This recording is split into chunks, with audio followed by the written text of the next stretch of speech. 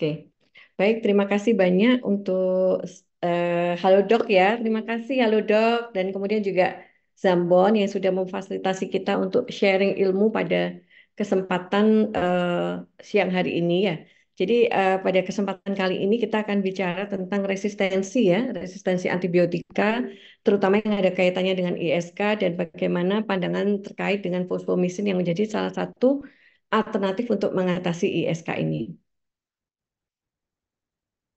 Jadi ini adalah judulnya Rediscover the Value of Fosfomycin Trometamol in Storm of Antimicrobial Resistance as the First Choice for UTI.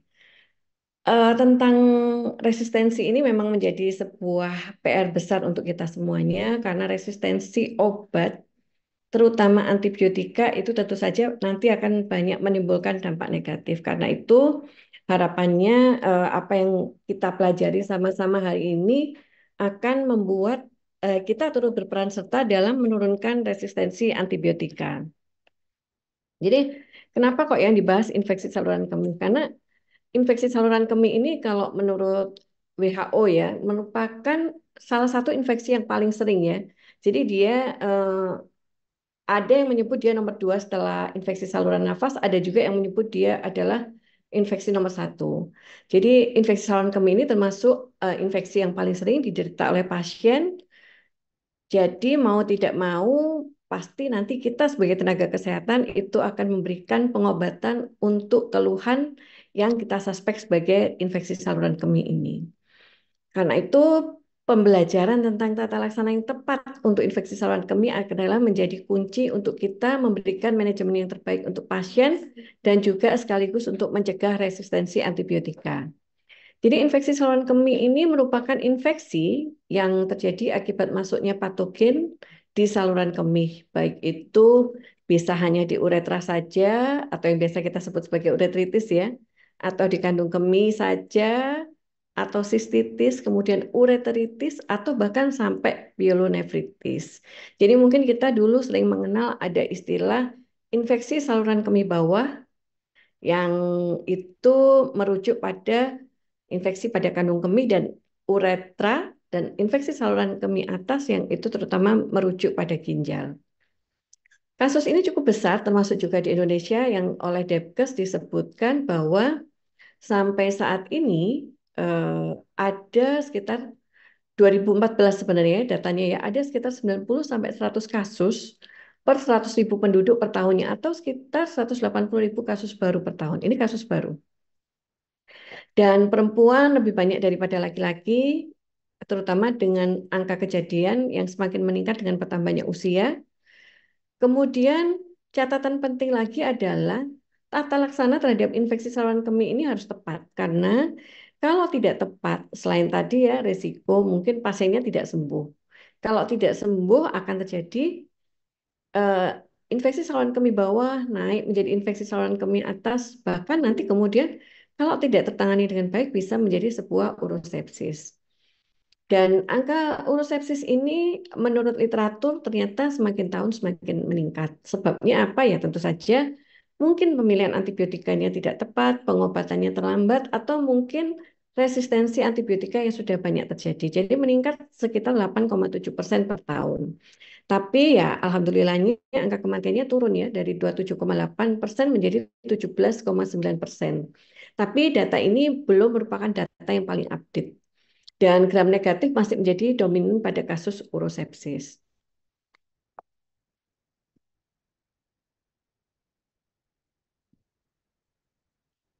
Catatan penting lain itu adalah bahwa ternyata memang banyak perempuan yang mengalami infeksi saluran kemih, lebih banyak daripada laki-laki. Dan satu dari dua ternyata memang perempuan mengalami infeksi saluran kemih. Dan di antara yang satu ini 25%-nya akan mengalami infeksi berulang. Ya, jadi salah satu contoh saya pernah mendapatkan pasien ini LDR ya dengan suaminya. Jadi suaminya di luar kota dan dia bertemu dengan suaminya tiap 1 bulan sekali. Berpisah 1 bulan, bertemu 2 minggu. Dan selalu saja ketika bertemu dengan suaminya setelah pasca hubungan seksual, ternyata dia mengalami keluhan yang menyerupai infeksi saluran kemih. Jadi memang betul 25% wanita dengan infeksi saluran kemih akan mengalami infeksi berulang. Kenapa kok perempuan lebih banyak mengalami ISK dibandingkan dengan laki-laki? Karena yang pertama terkait dengan anatomi saluran kemih. Jadi seperti kita tahu bahwa uretra pada perempuan itu lebih pendek daripada laki-laki. Sehingga kalau ada kuman yang masuk itu lebih cepat sampai di kandung kemih. Atau seringkali juga ini ada hubungannya dengan keluhan vaginitis ya. Jadi adanya infeksi di vagina itu sangat mungkin akan masuk melalui saluran kemih, melalui uretra, bahkan mungkin ascending sampai dengan kandung kemih, bahkan sampai menuju ke ginjal. Kemudian kehamilan juga menyebabkan perubahan fungsi pada fungsi berkemih ya. Seringkali pasien mengalami keluhan yang menyerupai ISK juga. Demikian juga dengan menopause. Kemudian juga periode menstruasi yang membuat pasien harus sering menggunakan pembalut ya lembab, resiko infeksi vaginitis yang pada akhirnya bisa menularkan pada infeksi saluran kemih. Ini adalah gambaran patofisiologi bagaimana infeksi saluran kemih itu bisa terjadi yang disebabkan oleh bakteri. Jadi bakteri ini akan menempel ke sel uroepitel dengan menggunakan fibrinnya. Kemudian endotoksin bakteri akan berikatan dengan CD14 pada permukaan sel dan mengaktifkan TLR4. Dan lama-lama ini nanti akan menyebabkan perubahan terutama pada mukosa kandung kemih ya. Jadi seringkali nanti keluhan nyeri itu ada hubungannya dengan perubahan yang terjadi pada mukosa kandung kemih.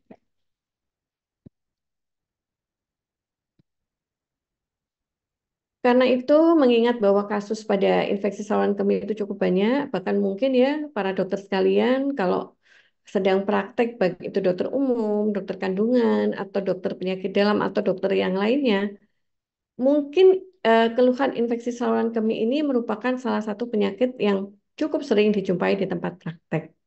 Karena itu sekali lagi kita harus memberikan tata laksana infeksi saluran kemih yang tepat. Kenapa? Karena satu, kalau tidak tepat, pasiennya tidak sembuh. Yang kedua, tentu saja ini akan menyebabkan menjadi penyumbang terjadinya resistensi antibiotika. Karena di sini disebutkan, literatur menyebutkan bahwa overprescription ya. Jadi peresepan yang berlebihan antibiotika oleh dokter itu akan menyebabkan terjadinya antibiotika yang resisten. Juga penggunaan obat yang tidak tepat, antibiotika yang tidak tepat baik itu oleh dokter ataupun oleh pasien sendiri. Karena kadang-kadang kita akan menemukan bahwa pasien itu ternyata sudah mendapatkan pengobatan dengan beli sendiri, misalnya di apotek. Ya, saya sudah minum tetra 2 tablet kok nggak sembuh-sembuh ya. Itu yang sering kali kita dapatkan. Jadi ini yang bisa menyebabkan resistensi antibiotika. Kemudian juga penyebaran infeksi di rumah sakit atau di klinik kesehatan, kemudian hygiene dan sanitasi yang rendah, kemudian kegagalan dalam mengimplementasikan hasil tes diagnostik, dan juga penggunaan antibiotika di bidang peternakan yang ternyata ini kemudian bisa menyebabkan resistensi antibiotika.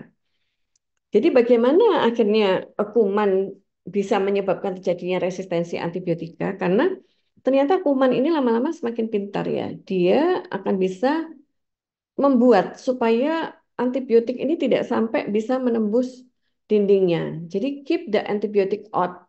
Artinya bakteri ini akan berjaga-jaga sehingga antibiotika tidak bisa masuk dan tidak bisa mempengaruhi bakteri tersebut.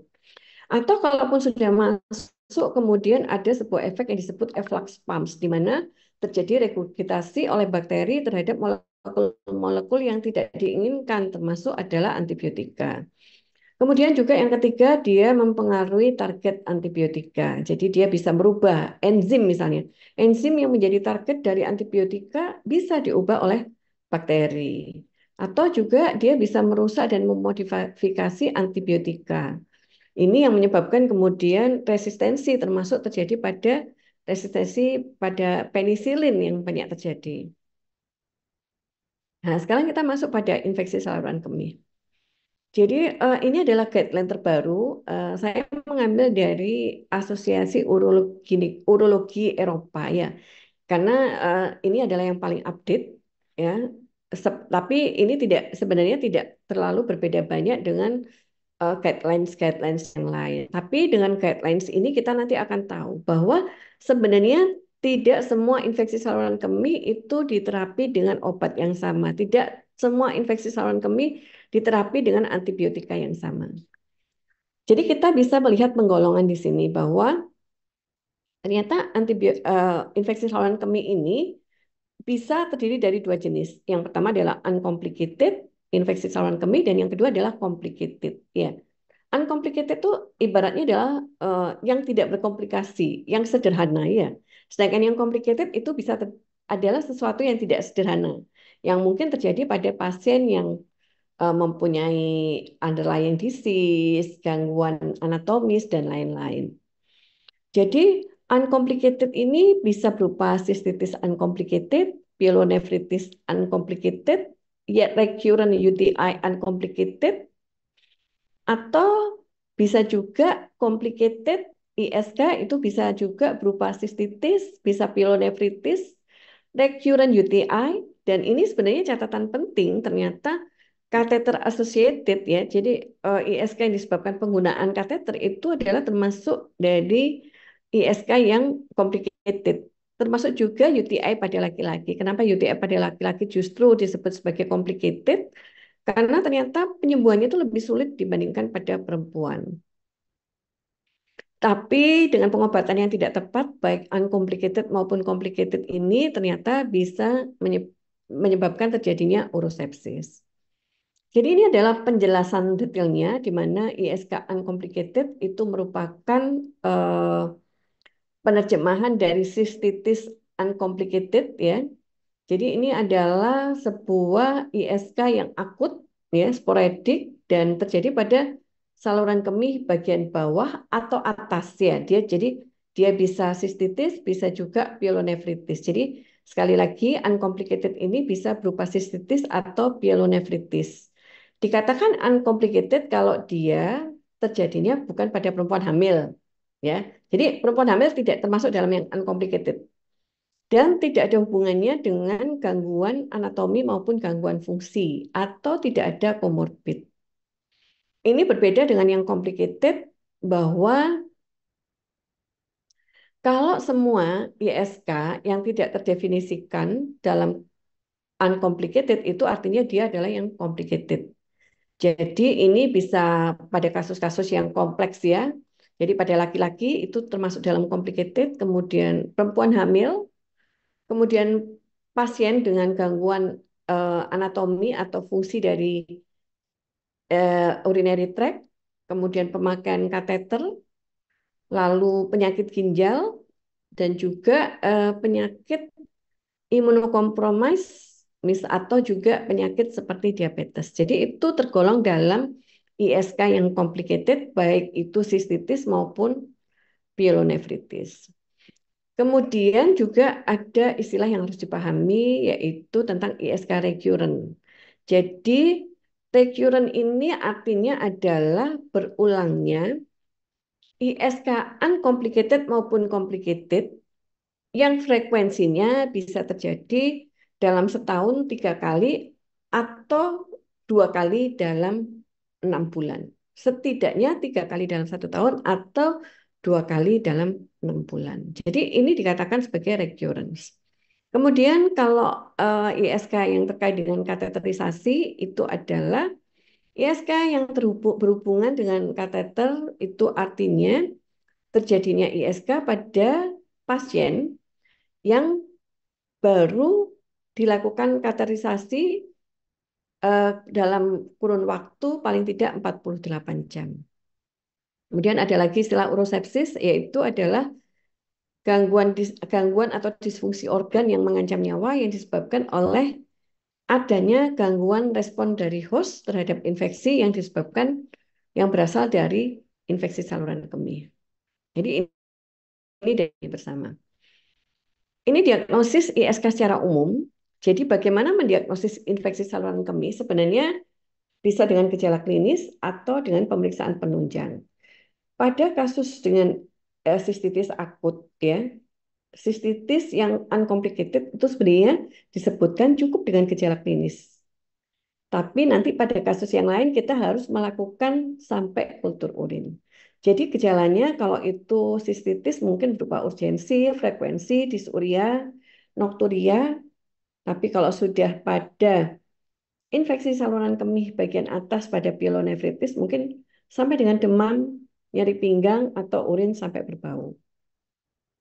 Ya, ini gejala yang biasanya juga membuat pasien datang. Jadi misalnya saya sering kencing, saya kencingnya sakit, saya bangun malam berkali-kali, ya, ada nyeri di suprapubik, harus hati-hati bahwa mungkin itu adalah memang sistitis. Ini adalah salah satu kriteria yang harus kita pahami dan pada panduan dari urologi Asosiasi Urologi Eropa ini disebutkan di bagian pertama, yaitu tentang bakteri urea asimptomatik. Apakah ini memerlukan terapi? Jadi kadang-kadang kita kebetulan ya memeriksakan urin, kemudian kita dapatkan adanya bakteri urea. Ada urinalisisnya bakteri positif. Kemudian kita lanjutkan dengan adanya kultur urin didapatkan pertumbuhan bakteri lebih atau sama dengan 10 × 5 unit per cc. Apakah ini diperlukan terapi? Jadi hati-hati, kalau pasien tidak bergejala, mungkin ini adalah bakteri urea asimptomatik. Jadi definisi dari bakteri urea asimptomatik itu adalah sampel urin aliran tengah menunjukkan pertumbuhan bakteri lebih dari 10 × 5 dalam 2 sampel berturut-turut pada wanita dan dalam 1 sampel pada pria pada individu tanpa gejala saluran kemih. Lalu bagaimana diterapi atau tidak? Ini jawabannya yang direkomendasikan dalam guideline tersebut. Jadi ternyata kita tidak perlu melakukan terapi pada pasien dengan bakteri urea asimptomatik yang satu, perempuan tanpa risiko, jadi dia nggak hamil. Kemudian pasien bahkan dengan diabetes, kalau diabetesnya terregulasi kita nggak perlu ngasih terapi. Pasien dengan menopause, kemudian pasien dengan eh, riwayat disfungsi atau rekonstruksi dari saluran kemih bawah, pasien dengan renal transplant, pasien dengan artroplasti sebelumnya, pasien dengan ISK berulang. Kalau itu tidak ada gejala, meskipun kita dapatkan bakteri urea, rekomendasi kuatnya adalah tidak perlu diberikan terapi. Ya. Kemudian juga disebutkan dalam topik tentang bakteri urea asimptomatik ini bahwa kita tidak perlu melakukan screening atau mengobati asimptomatik bakteri urea pada pasien yang akan melakukan operasi jantung. Tapi kalau kita akan melakukan prosedur operasi yang terkait dengan mukosa kandung kemih, mukosa saluran kemih, maka apabila kita mendapatkan bakteri urea asimptomatik, maka harus diberikan antibiotika. Ya, saya misalnya karena kalian saya adalah uroginekologi rekonstruksi, saya akan melakukan rekonstruksi untuk kasus vesikokel. Kalau misalnya saya menemukan adanya asimptomatik bakteri urea karena itu berhubungan dengan kandung kemih, maka saya harus memberikan terapi dulu sebelum melakukan operasi. Kemudian juga disebutkan bahwa sebenarnya saat ini pada perempuan hamil itu disarankan untuk dilakukan screening. Dan kalau ada bakteri urea asimptomatik itu diberikan terapi. Jadi jangan lupa kalau ada perempuan hamil sekarang memang diminta untuk screening adanya infeksi saluran kemih dengan melakukan pemeriksaan urin. Dan pengobatannya apa? Kalau ternyata pada perempuan hamil ini mengalami asimptomatik bakteri urea meskipun tanpa gejala, maka disarankan untuk diberikan pengobatan jangka pendek yaitu dengan pemberian fosfomisin trometamol single dose. Ini sistitis uncomplicated. Ya, ini yang nanti akan sering atau banyak kita jumpai pasien datang dengan keluhan nyeri perut bagian bawah ya, nyeri pelvik suprapubik, kemudian ada urgensi, kemudian ada disuria, kemudian ada eh, keluhan nokturia. Pasien seperti ini harus kita curigai bahwa ini mengalami sistitis tanpa komplikasi. Jadi maksudnya adalah sistitis tanpa komplikasi ini adalah sistitis akut, sporadis, berulang, yang terbatas pada wanita tidak hamil, tapi nggak boleh kalau yang hamil tidak termasuk sistitis tanpa komplikasi ya. Jadi penyebabnya apa? Ini mungkin ada riwayat koitus, spermisida, pasangan baru menikah, ya. Dan kebanyakan kasusnya adalah E. coli. Hati-hati ya. Dulu mungkin yang biasa kita gunakan adalah kasus seperti ini adalah golongan quinolon. Tapi ternyata ini tidak direkomendasikan karena pemakaian quinolon pada kasus uncomplicated cystitis itu justru meningkatkan terjadinya resistensi ya. Karena itu berdasarkan spektrum patogen, efikasi, tolerability, efek samping, biaya dan ketersediaan, maka yang disarankan untuk pemberian terapi pada kasus ini first line-nya itu adalah fosfomycin trometamol 3 gram single dose atau pivmisilenam 3 kali 400 miligram selama 3 sampai 5 hari atau nitrofurantoin monhidrat 2 kali 100 miligram selama 5 hari. Kalau obat ini resisten, apakah kemudian beralih pada quinolon? Ternyata tidak. Jadi pilihannya adalah trimethoprim atau kombinasi dengan sulfonamid atau clotrimazole atau trimethoprim saja. Jadi ini adalah poin pentingnya ada di sini. Jadi ada rekomendasi juga yang disebutkan dalam panduan ini bahwa sebenarnya untuk mendiagnosis sistitis uncomplicated itu kita hanya perlu berfokus atas dasar adanya riwayat atau dari anamnesis adanya keluhan ISK bagian bawah. Jadi disuria, frekuensi, dan urgensi. Dan adanya vaginal discharge. Itu sudah cukup untuk kita mendiagnosis tentang ISK. Penggunaan urin dipstick itu ternyata tidak terlalu disarankan ya. Penelitiannya menyebut ini lemah. Apakah perlu kultur urin? Ternyata kultur urin tidak dilakukan pada semua kasus cystitis uncomplicated. Jadi kultur urin hanya dilakukan pada kasus acute pyelonefritis ya, suspek acute pyelonefritis atau gejala yang tidak membaik atau berulang dalam kurun waktu 4 minggu setelah terapi selesai. Atau perempuan dengan ada gejala yang saat sedang hamil, ya itu harus dilakukan kultur urin dan diberikan antibiotika sesuai dengan hasil kultur urin. Jadi ini catatan juga tentang uncomplicated cystitis bahwa aminopenisilin itu tidak cocok karena resistensinya cukup tinggi. Kemudian juga yang dikombinasi dengan penghambat beta laktamase seperti ampicillin sulbactam atau amoxicillin clavulanat itu juga tidak direkomendasikan. Fluoroquinolon hanya untuk bila terapi lain sudah tidak dapat digunakan. Jadi termasuk dalam ISK dalam kehamilan, uncomplicated ISK dalam kehamilan, maka pilihannya adalah terapi penisilin, cefalosporin, fosfomycin, nitrofurantoin, kecuali pada kasus GSID-PD dan selama akhir kehamilan, kemudian trimethoprim tapi tidak untuk trimester pertama, dan sulfonamid tapi tidak untuk trimester akhir. Ini tadi ada pertanyaan ya di kolom pertanyaan tadi. Kalau pasien dengan gangguan ginjal bagaimana dengan CKD? Apakah boleh diberikan fosfomycin? Jadi ini ada keterangan begini. Jadi penyesuaian dosis itu diperlukan pada kasus dengan GFR yang kurang dari 20 cc per menit. Jadi harus diukur. Tapi tidak boleh diberikan pada obat-obat yang nefrotoksik, misalnya golongan aminoglikosida. Kemudian fosfomycin itu adalah termasuk yang boleh diberikan asalkan GFR-nya masih bagus ya. Jadi rekomendasinya apa? Ya sebagai first line untuk uncomplicated cystitis itu adalah tadi fosfomycin trometamol, pivmisilenam dan nitrofurantoin. Jadi jangan menggunakan obat-obat golongan aminopenisilin atau fluoroquinolon untuk kasus ini.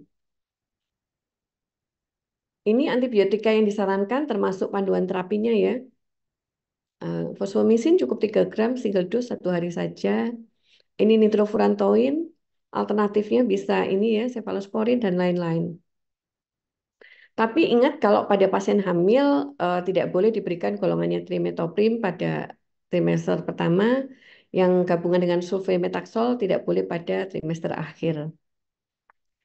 Apakah setelah terapi ini perlu dilakukan kultur urin untuk melihat apakah sudah terjadi kesembuhan? Tidak perlu, karena pernyataan sembuh hanya berdasarkan gejala. Tapi kalau pada kasus yang gagal terapi atau artinya masih gejalanya tidak membaik setelah dosis pengobatan selesai atau kambuh dalam kurun waktu 2 minggu, maka perlu dilakukan kultur urin dan tes sensitivitas.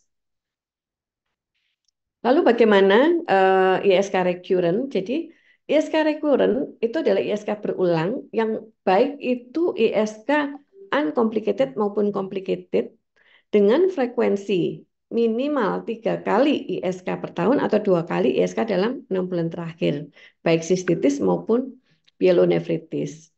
Dan ini adalah beberapa faktor risikonya ya.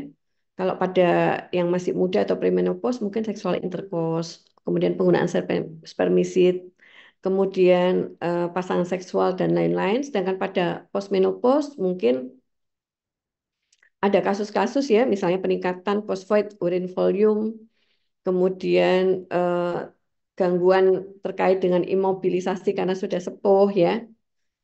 Kalau terjadi ISK recurrent itu bagaimana pengobatannya? Jadi sebenarnya untuk mencegah pengobatan sebaiknya dilakukan manajemen yang baik ya supaya tidak terjadi berulang, misalnya dengan modifikasi perilaku. Jadi minum yang banyak, ya. Kemudian dengan profilaksis non antimikroba juga bisa, misalnya penggunaan hormonal ya, seperti topikal estrogen pada pasien yang postmenopause ya. Kemudian imunoterapi, cranberries, probiotik juga bisa. Atau bahkan kadang kita perlu memilih profilaksis antimikroba selama 3 sampai dengan 12 bulan atau digunakan sebagai profilaksis pasca koitus. Jadi pilihan antimikroba profilaksis ini juga bisa fosfomisin sama dengan tadi ya, nitrofurantoin, trimetopim juga bisa. Kalau hamil bisa juga pilihannya adalah cefalexin. Jadi postkoital propilaksis itu harus dipertimbangkan pada perempuan hamil dengan riwayat ISK yang sering sebelum kehamilannya untuk menurunkan risiko ISK terhadap kehamilannya saat ini. Ini tentang pielonefritis yang uncomplicated. Jadi kita tadi cerita tentang sistitis ya, banyak cerita tentang sistitis yang uncomplicated. Jadi kalau kita bicara uncomplicated, maka kita bicara pada kasus yang pada perempuan tidak hamil, tanpa kelainan urologi dan penyakit penyerta yang relevan. Kalau pielonefritis itu biasanya gejalanya lebih parah ya, bisa demam, sampai menggigil, nyeri pinggang, nyeri panggul, bahkan mual muntah, nyeri tekan pada sudut costovertebrae dengan atau gejala khas sistitis. Kalau kasusnya seperti ini, maka kita perlu melakukan pemeriksaan penunjang yaitu urinalisis dan atau kultur urin dan kultur urin. Yang lebih golden standard itu adalah kultur urin. Kemudian penggunaan USG, CT scan, MRI bagaimana? Boleh bila diperlukan, tapi itu bukan sesuatu yang wajib, hanya kalau diperlukan saja. Kemudian obatnya apa? Jadi penggunaan obat-obatan untuk yang sudah pielonefritis itu memang kita harus beralih ya pada golongan quinolon. Jadi ingat quinolon hanya digunakan pada kasus pielonefritis, bukan sistitis. Jadi kalau pasien datang kepada kita dengan keluhan yang masih menyerupai sistitis ya, eh, bukan pielonefritis, maka kita jangan menggunakan golongan quinolon. Tapi yang digunakan adalah tadi ada fosfomisin, nitrofurantoin, dan lain-lain. Jadi ini adalah pilihan-pilihan ya kalau kita mendapatkan pasien dengan pielonefritis uncomplicated. Ini yang uncomplicated, artinya pasien mungkin masih rawat jalan. Lalu bagaimana kalau kita mendapatkan kasus dengan pielonefritis yang complicated? Jadi kalau kita dapatkan kasus yang pielonefritis complicated, hati-hati ya, karena ini bisa berhubungan dengan adanya patologi pada host, pada pasien tersebut, mungkin diabetes atau imunosupresi, kelainan anatomi atau gangguan fungsi saluran kemih, ya, atau mungkin disebabkan oleh uropatogen yang resisten. Ini lebih sulit diberantas dan terapinya mungkin harus lebih jangka panjang.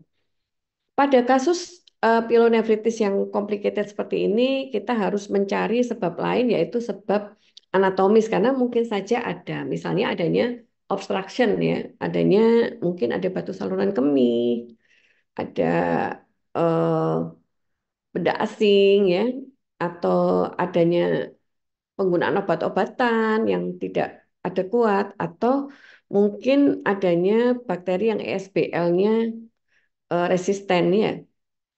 Jadi pada kasus seperti ini kita tidak cukup hanya dengan klinis saja, kita perlu kultur urin untuk memastikan apa antibiotika yang tepat untuk kasus pielonefritis complicated. Untuk penggunaan awal ya, biasanya pasien ini adalah pasien yang dirawat inapkan, maka penggunaannya adalah amoxicillin plus aminoglycoside, kemudian second generation of cephalosporin atau generasi ketiga. Di sini pun dikatakan bahwa eh, penggunaan Cipro oral itu tidak terlalu direkomendasikan ya. Jadi apalagi kalau pasien ini sudah menjalani pengobatan dengan fluoroquinolone dalam jangka panjang. Dan kemudian jangan lupa kita harus mencari tahu penyebab abnormality dari anatomi urologinya dan melakukan tata laksana. Jadi kalau ada batu ya disembuhkan dulu batunya ya. Karena tidak mungkin kita hanya melakukan tata laksana pemberian antibiotika saja sementara ada patologi yang menyebabkan terjadinya infeksi saluran kemih tersebut. Jadi itu adalah gambaran tentang tata laksana infeksi saluran kemih yang ternyata berbeda-beda dan tidak bisa kita samakan. Jadi pemilihannya harus tepat. Tapi yang jelas terapi utama infeksi itu adalah antibiotika. Tapi hati-hati karena resistensi antibiotika itu menjadi sorotan penting dari tahun ke tahun ya. Bahkan mungkin ini menjadi pandemi yang senyap. Tapi jadi ancaman kesehatan global karena nanti kalau semua antibiotika itu sudah resisten, maka tidak ada satupun antibiotika yang akan memberikan pengobatan yang adekuat. Ini adalah peningkatan kasus antibiotika resisten setiap tahunnya. Ternyata ini ya ada semakin meningkat ya, ada 700.000 kematian per tahun akibat AMR ya pada 2014 naik menjadi 1,27 juta dan kalau kita tidak melakukan apa-apa, tidak berbuat apa-apa dan tetap melakukan tata laksana seperti ini, maka mungkin pada 2050 bisa jadi kematian bisa sampai 10 juta kematian per tahun. Kemudian juga disebutkan bahwa data dari Kemenkes ini jumlah kematian akibat AMR pada kasus sepsis pada tahun 2022 itu adalah sebesar 25%. Jadi seringkali memang kita mendapatkan kasus pasien dengan sepsis, dengan infeksi, ternyata diberikan antibiotika apapun itu tidak sembuh. Sebabnya apa? Ternyata bacaannya dari kulturnya itu adalah sudah resisten ya. Kenapa ini bisa terjadi ya? Karena pemakaian salah satunya pemakaian antibiotika yang tidak tepat. Lalu apa yang bisa kita lakukan sumbangsi kita untuk mengendalikan badai resistensi antibiotika ini? Ya, tentu saja memilih antibiotika yang tepat ya. Jadi sesuai dengan spektrum dan pola sensitivitasnya, WHO ini membuat sebuah singkatan yang namanya AWARE ya. Jadi AWARE tentang antibiotika itu ada singkatan AWARE. A itu adalah access, WA itu adalah watch, kemudian resolve itu adalah RE-nya itu adalah resolve. Jadi ini adalah penggolongan antibiotika yang dilakukan oleh WHO. Meskipun kadang-kadang ternyata saya bandingkan ada eh, perbedaan penempatan pada kurun waktu yang berbeda ya. Jadi akses itu adalah antibiotika yang mempunyai spektrum sempit ya, dan umumnya dia efek sampingnya sedikit dengan harga yang lebih murah. Dia bisa direkomendasikan untuk terapi empirik ya, tapi penggunaannya harus secara bijak. Ya. Kemudian ada watch, itu adalah antibiotika yang secara umum punya potensi yang lebih tinggi, lebih baik daripada pada penggunaan yang resisten ya. Jadi dia bisa lebih dipilih. Tapi hati-hati penggunaannya pun juga tidak boleh salah dan berlebihan. Kemudian Resolve ini adalah antibiotika pilihan terakhir ya untuk kasus yang sudah multidrug resisten. Jadi yang Resolve ini jangan sembarangan digunakan karena kalau kita sudah bergerak pada reserve tanpa tanpa mengikuti panduan yang tepat, ya nanti ini akan lama-lama menjadi eh, patogen, menjadi resisten. Ini profil sensitivitas antibiotika pada tahun 2022, spesifik kasus ISK yang disebabkan oleh UTI. Jadi kita lihat bahwa S ya, persentase S itu adalah yang sensitif, N itu jumlahnya. Kita lihat seperti Cefixim misalnya ya. Cefixim ini sensitivitasnya sebesar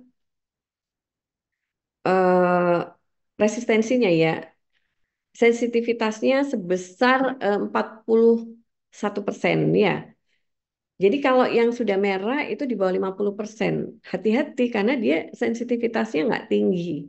Kemudian clavulanic acid itu 59% kuning. Kemudian ada cefaprazone sulbatam itu hijau 79%. Kemudian piperacillin itu bagus juga 84%. Ciprofloxacin sensitivitasnya hanya 25%. Levo hanya 26%. Trimetoprim hanya 45%, sedangkan fosfomisin itu adalah 88%. Jadi ini adalah gambaran tentang profil sensitivitas antibiotika pada tahun 2022. Mungkin sampai sini mudah-mudahan sudah jelas ya, bisa digambarkan, bisa dibayangkan tentang bagaimana kita harus belajar terus supaya pemakaian antibiotika kita harus baik. Mungkin Mbak Nadia bisa ini Mbak, kuis Mbak, bisa Baik, ditampilkan Prof. kuis ya. Peserta bisa ya silakan mungkin memilih ya tentang pertanyaan. Berarti di antara golongan antibiotika ini menurut data semua rumah sakit tahun 2022, manakah antibiotika yang resistensinya paling tinggi terhadap E. coli? Sudah dijawab?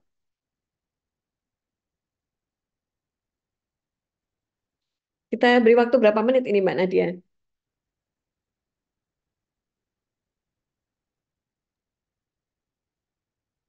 Mungkin bisa 20 detik lagi ya, Dok. Oke, 20 detik lagi ya. Jadi mungkin ada yang masih ini ya belum menyimak. Monggo silakan ada sedikit polling ini ya tentang resistensi antibiotika yang paling tinggi terhadap E. coli yang mana? Oke, sudah Mbak Nadia. Ini hasilnya mau dibacakan sekarang? Boleh, boleh, Prof. Mungkin bisa dibahas sekarang, Prof. Oh ya, oke. Gimana hasilnya Mbak Nadia? Jadi ini berdasarkan hasil dari uji sensitivitas tadi, maka sebenarnya kita disarankan untuk hati-hati dalam melakukan pemilihan antibiotika yang sensitivitasnya di bawah 50%. Ya. Jadi harus sesuai indikasi, sesuai panduan, dan tidak sembarangan memberikan antibiotika. Ini yang bisa dipilih ya. Tentu saja dengan banyak pertimbangan tadi. Ini rekomendasi dari guideline oleh Asosiasi Urologi Eropa tadi bahwa kita tidak disarankan untuk menggunakan aminopenisilin atau fluorokinolon untuk mengobati sistitis yang uncomplicated. Kenapa? Sudah jelas tadi ya resistensinya tinggi dan nanti kita malah bikin ini semakin resisten.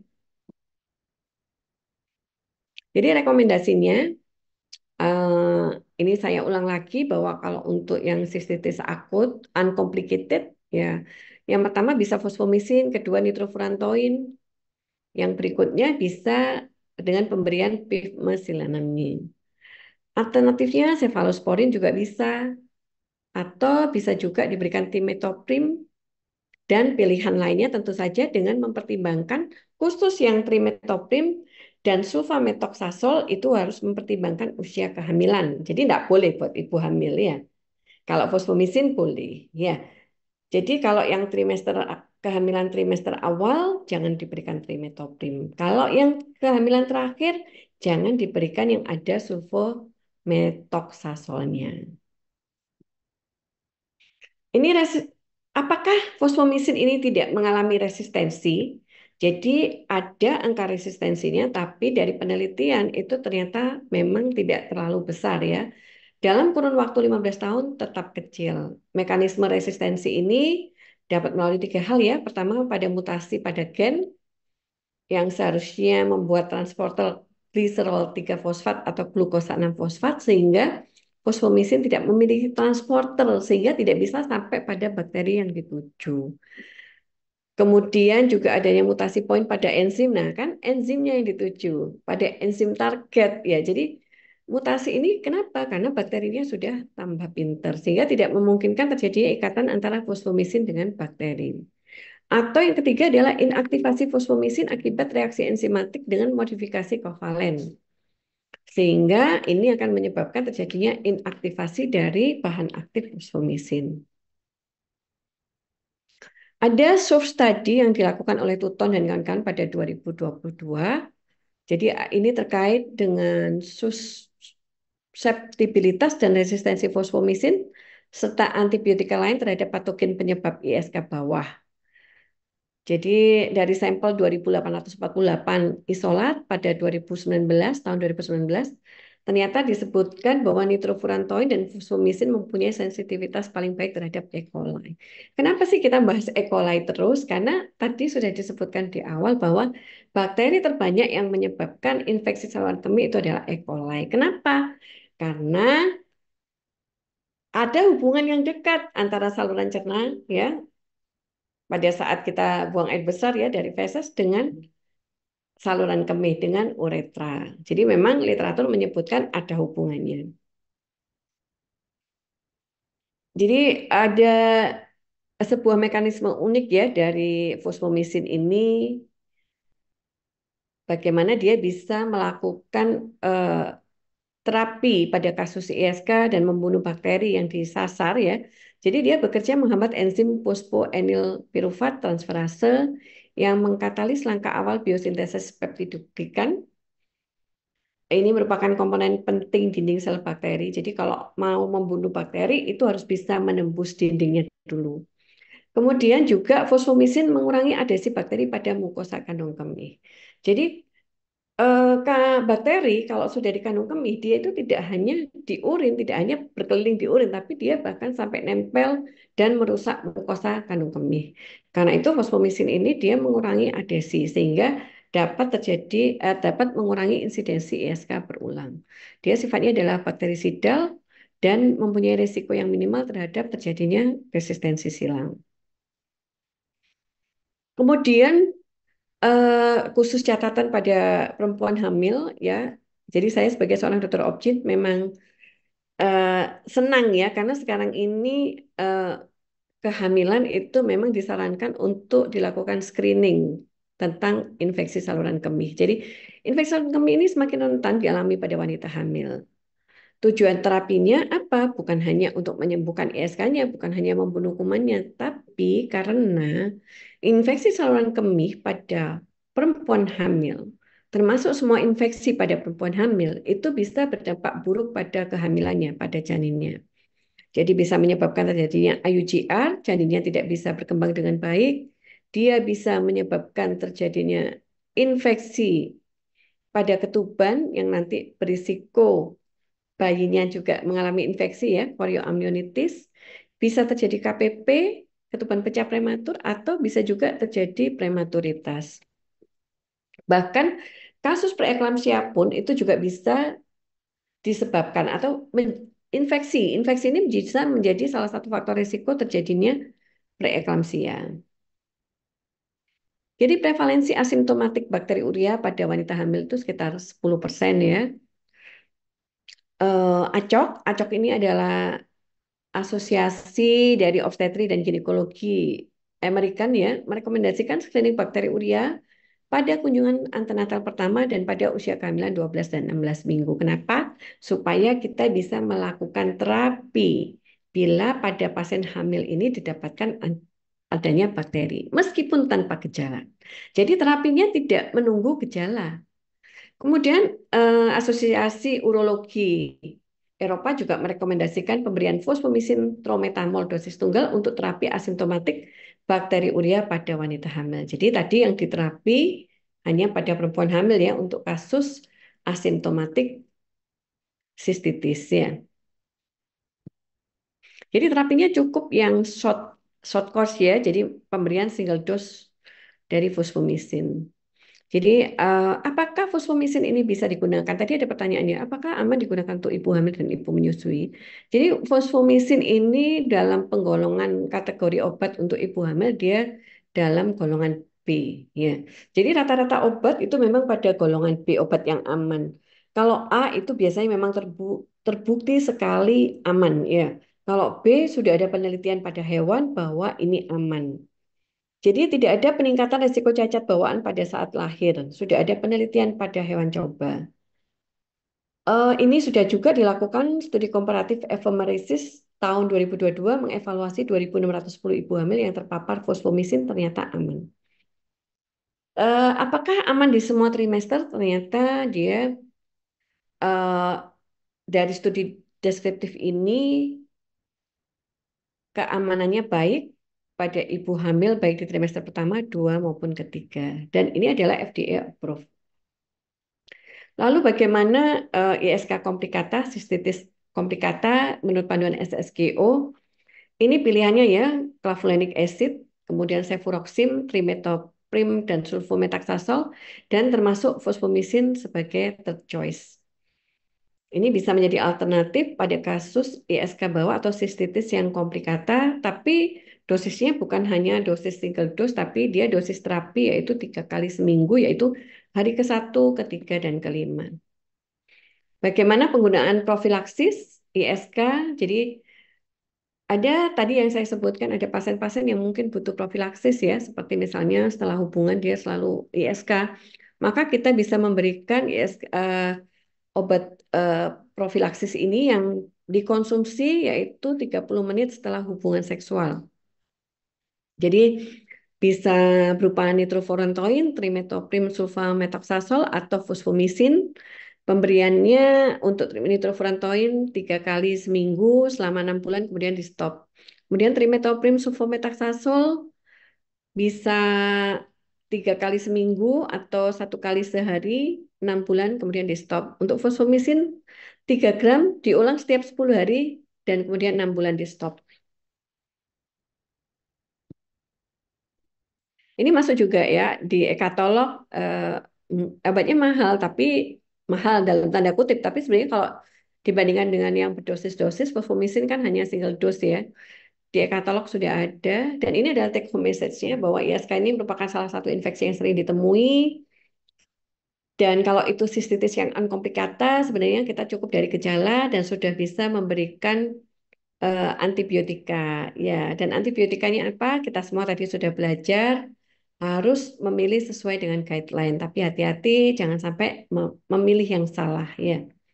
Gejala ISK kalau yang uncomplicata biasanya ringan, tapi tata laksananya harus tepat karena jangan sampai pilihan yang salah itu menyebabkan pasien tidak sembuh atau terjadi resistensi.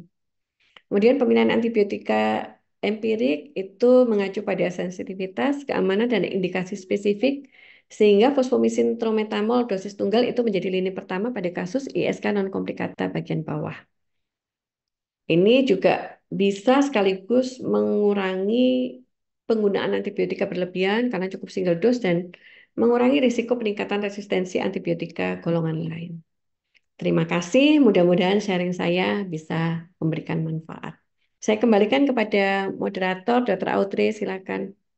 Terima kasih banyak Prof. Eti untuk pemaparan materinya, Prof. Sangat detail, sangat jelas, dan memberikan kita juga wawasan baru nih, Prof. Dan sedikit membahas hasil polling tadi nih, Prof. Mungkin tadi sempat ada sedikit kesalahan teknis ya, Prof. Hasil pollingnya tidak muncul. Di sini terkait antibiotik yang memiliki resistensi paling tinggi terhadap bakteri E. coli, sebanyak 41% dari peserta sekalian, yang juga merupakan jawaban terbanyak menjawab antibiotiknya itu ciprofloxacin. Jadi memang sesuai ya Prof dengan yang sudah Prof sampaikan sebelumnya juga yang sudah sempat dibagikan di presentasi Prof sebelumnya. Dan sehabis ini kita akan mendengarkan presentasi produk terlebih dahulu dan menyaksikan tayangan video produk. Namun sebelumnya izinkan saya mengingatkan kembali bagi para dokter sekalian yang masih mau mengajukan pertanyaan boleh diajukan melalui kolom Q&A. Sehabis ini kita akan bahas bersama dengan Prof. Eti di sesi tanya jawab nantinya. Tapi sebelumnya saat ini kita akan menyimak presentasi produk terlebih dahulu.